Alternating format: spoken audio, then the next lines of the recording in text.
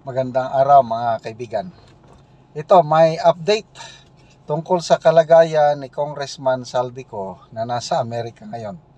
Sa post ng News 5, 15 minutes ago, update on Congressman Saldico. Itong si Ako Bicol Party List Representative Garbin, nagbigay siya ng update. Nasa East Coast, USA daw si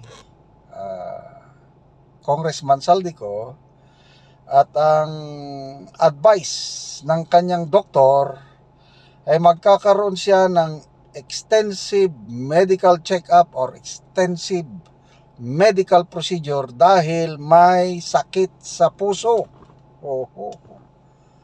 Okay, so mas ginusto daw ni Saldico na magpagamot sa abroad. Siyempre, may pera.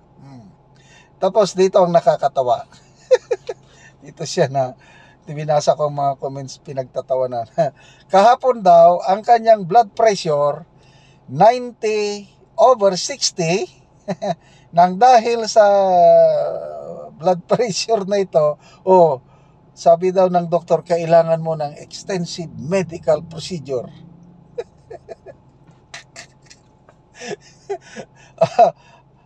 Pag-usapan natin yung sabi ni ito siyempre kapartido niya Ako Bicol Party List. Sabi ni Congressman Garbin, hindi daw nagtatago si Congressman Saldico. Kayo naman kung ano-ano inyong mga iniisip. Hindi siya nagtatago. Hindi rin siya tumakas para takasan ang mga ongoing investigasyon ngayon tungkol sa flood control project. Maniwala naman kayo sa kanya. Please lang naman. 90/60. Binasa ko ang mga comments. Hindi daw delikado nga blood pressure yan. Agree. Kasi ang wife ko, ganyan ang kanyang blood pressure, ang aking wife. Okay pa yan Kakatawa. Magbigay lang ng rason, napili pa niya blood pressure 90/60. Anyway, nasa taong bayan na kung maniwala tayo kung may sakit siya o wala. Kaya lang ito, pag meron kang itinatago, talagang mai-stress ka kasi may konsensya tayo Ginawa tayo ng Diyos na binigyan tayo ng konsensya para ma-determine mo ang mabuti at masama. Kaya lang, kung ang ating pagkatao is palagi na lang nauuna yung masama, kagaya yung greediness. Maalala ko tuloy ulit si Senator Lacson. Sabi niya, more than flood control, what the Filipino needs is greed control. Okay? Ganon din si Jessica Soho sa interview niya kay sino pang in-interview? Mer Magalong. Nalulunod pala ang Pilipino ngayon, hindi dahil sa baha, kundi dahil sa kasakiman. Ayun. Kung masyado na tayong sakim, the Bible says na greediness is a form of idolatry. Kasi ang ginodiyos na ng tao is yung pera na. Okay? Kaya kung yan, ginagawang ganyan, nako, hindi ka patutulugin ng konsensya mo. Kung ang konsensya nakakaramdam pa ng guilt o yung nahihiya pa, depende na kasi sa tao merong tao na very callous ng konsensya, hindi na, wala lang, okay lang. Kaya lang kung, malala ko pala, mayroong interview, Saldico, nakalimutan sinong na, ang pangarap daw ni Saldico maging santo. Yes, matandaan ko. Santo, gusto niya maging santo. So paano maging santo? Kung sa Catholic doctrine pa, gagawa ka ng mabuti, ano pa yan? Magiging martir ka, kagaya dalawang Pilipino. Sino ba yung dalawang Pilipino lang ang alam ko na naging santo? San Lorenzo Ruiz at saka yung isa Pedro Calungsod. Both of them namatay sa ibang bansa.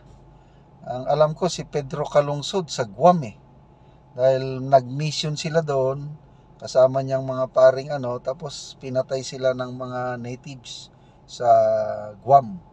Chamorro. Ayun, si Pedro Calungsod. Bago ako mag-retire na may official trip kami sa Guam, napuntahan ko yung Dalampasigan, yung area or spot kung saan pinatay ng mga native sa Guam yung pare at kasama na si Pedro Calungsod, kaya naging santo. San Lorenzo Ruiz, hindi ko na alam kung saan banda siya namatay. Ganon din. Dahil sa pag-evangelize. Yan, santo yan. So ngayon, kung gusto maging santo si Saldico, anong gagawin niya? San Saldico. So, balik tayo sa sakit. Totoo kaya? Bahala ng taong bayan kung maniwala kayong may sakit siya o wala. So, kung totoo man, ipagdasal.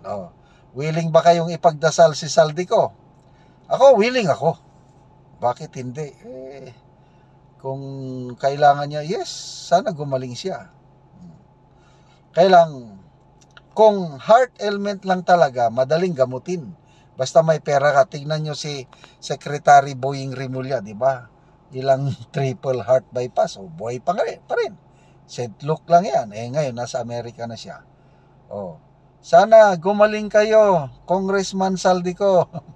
Hinihintay kayo ng taong bayan. Namimiss na kayo ni Congressman Toby Chanco. Hinahanap niya sa iyo yung small committee report ano ba? Pera naman ng taong bayan yun. Sabi ng Speaker of the House, transparency. Makialam kayo dahil pera ng taong bayan yung budget na yan. Yes, correct. Naghahanap kami. Nasaan yung small committee report nyo, Congressman Saldico? Hindi kami titigil hanggat ipagdasal namin, pagdasal ko, nagagaling ang inyong blood pressure 90/60 para makabalik kayo dito at ipaliwanag anong nangyari sa small committee report noong 2025. Asahan namin yan. Good luck, good health, Congressman Saldico. Okay, salamat mga kaibigan sa inyong pagsubaybay sa ating channel. Nakakatulong kayo ng malaki sa Tribong Talanding ng Bukidnon dahil ang income natin sa channel na ito is pantulong natin sa tribo. Namimigay tayo ng mga libreng yero at pako para makapagpatayo itong tribo ng mas maayos na tirahan. Panoorin nyo ang video na ito.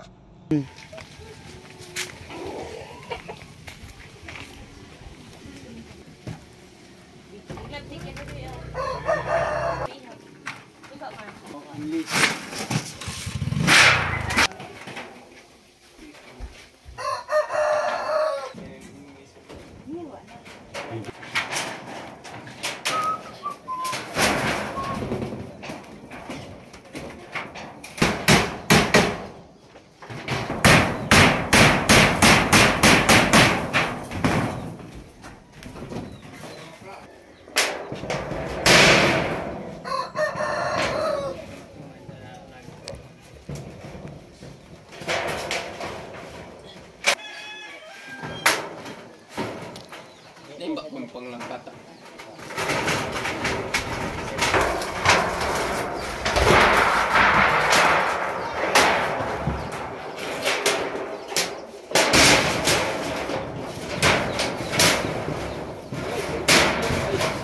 Karon humanagad ang atop sa balay ni tatay. So napulihan na tong mga daot ni nga yero.